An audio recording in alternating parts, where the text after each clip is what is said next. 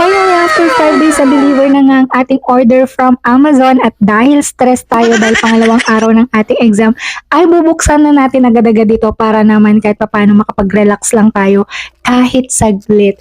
Eto guys ay meron tayong maliit na printer. Yes guys, dahil gusto ko mag-organize sa mga bagay-bagay dito sa aming kitchen at para na rin yan sa aking mga pananim. So bumili ako ang cute, grabe.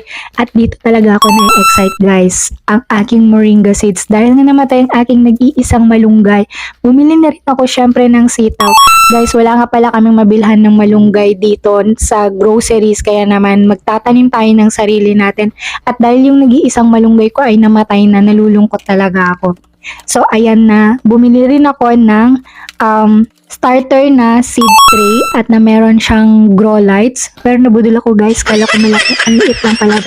Okay na yan na pag-i-startan natin ng ating moringa seeds dahil matagal naman lumaki yung ating malunggay, so pwede na siya dyan. Ito naman palang ating printer ay meron na rin siyang isang roll na free thermal paper sa loob. At gusto ko na ngang itest ang ating moringa seeds kung okay ang kanyang germination rate. So ang gagawin natin ngayon, isusok lang natin para lumambot muna ang ating seeds.